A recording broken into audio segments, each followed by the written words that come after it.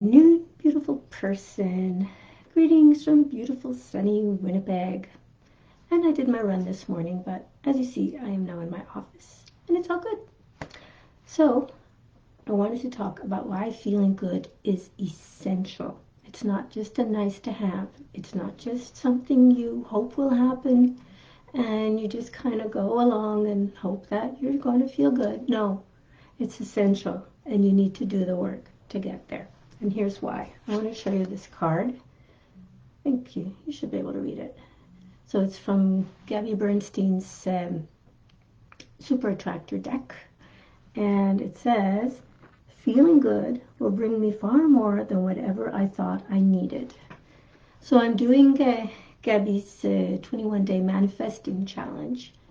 And it's been really interesting because I am really getting a deeper understanding despite owning a bunch of her decks and a bunch of her books. Sometimes it takes some repetition to bring things into your mind, but I'm really understanding what she keeps saying, that feeling good inside you is what's going to bring good things to you. We think that we're going, well, once I achieve this goal, then I'll feel good. Once I lose 20 pounds, oy vey, then I'll feel good. Once I do this, once I've got that degree, once I've made this much money, once I've got a relationship, once my kids are older, once, then I'll feel good. No, people who go with this mindset, sometimes they achieve their goals and then they go, is this it? Is this all there is? Why don't I feel good yet? And sometimes they just go after the next goal and they go on and on and on and they achieve all sorts of things and they're not happy and they don't feel good. So let's stop that right now. It's not your circumstances that are going to make you feel good. It's really important to understand that it's not the things, it's not even the people. It's all inside you. You have to make a decision about feeling good. And it's all in your thoughts.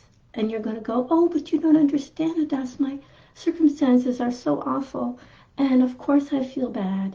And I was just talking with someone who lives in England and they live alone.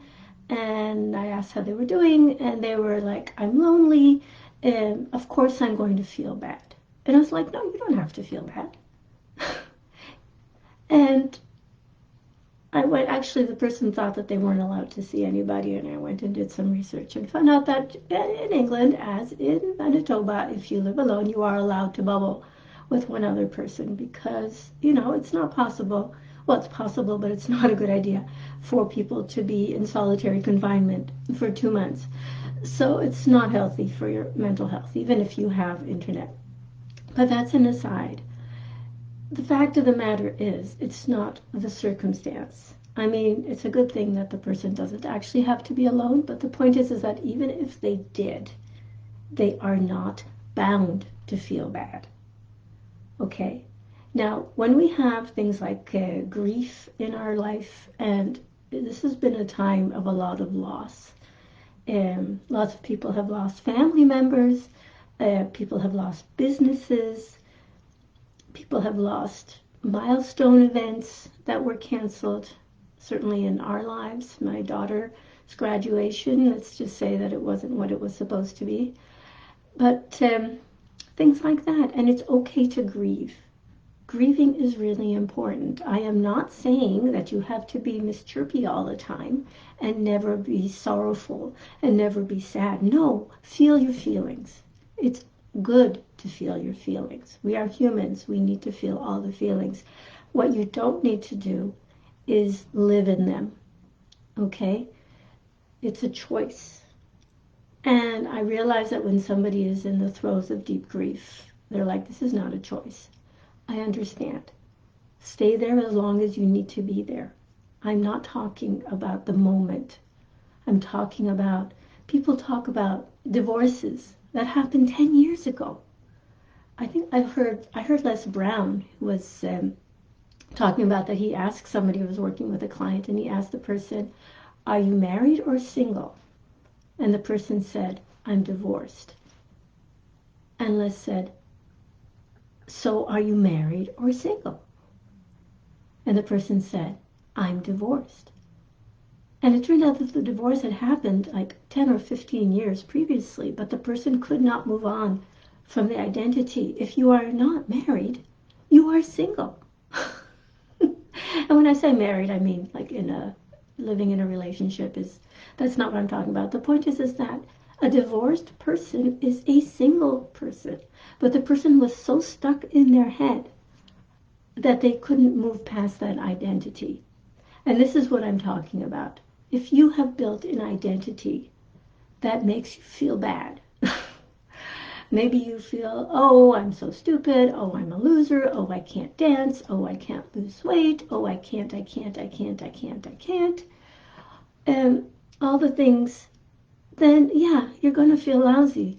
And guess what? Your manifesting of the things that you want isn't going to work so well either.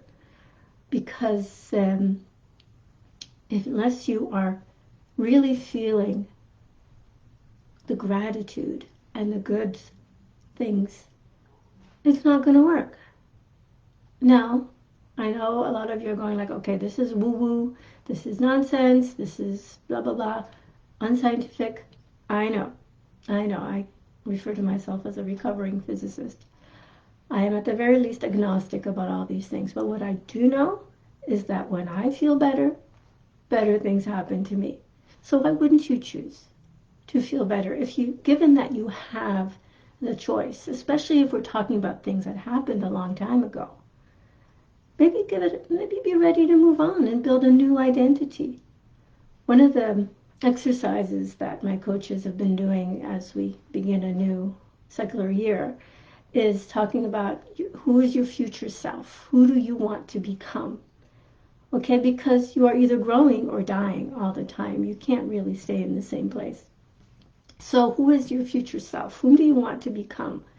Do you want to be someone who's successful? Do you want to be someone who's a leader? Do you want to be someone who has a family? Do you want to be someone who travels once we're able to travel again?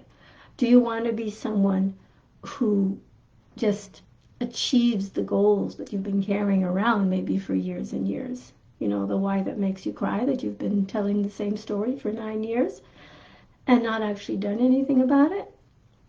Let's break that down. Let's say, okay, we're going to leave that. Whom do I need to become in order to achieve this goal? And part of that is feeling good.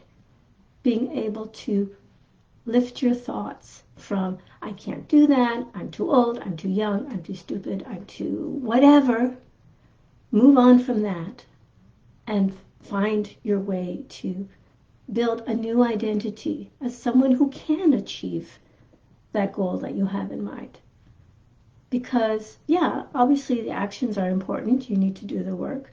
But if your mindset is in a state of, this isn't going to work for me, doesn't matter how hard I work, these things never work for me, this always happens to me, then that's what you're going to get. And Gabby has some techniques for that. Let me just grab, I printed out one of her PDFs from the 21-day manifesting challenge. This is the choose again method, and it's in every single one of her books. So I mean, there's no reason for me at least not to do that. I have all of her books. I've actually read them. So, and the choose again method is, she says this is one of her most important tools for manifesting. This method helps you proactively guide your thoughts out of a negative loop and into a positive vibration, so into feeling better. So step 1, notice the thought. How do I feel right now? Okay, if you have thoughts that are just dragging on in a loop, you might need to do something about them. Number 2, I see I'm almost out of time. Forgive yourself for having the thought. Number 3, choose again. So you don't have to carry on with thoughts that make you feel bad. So I hope this was helpful.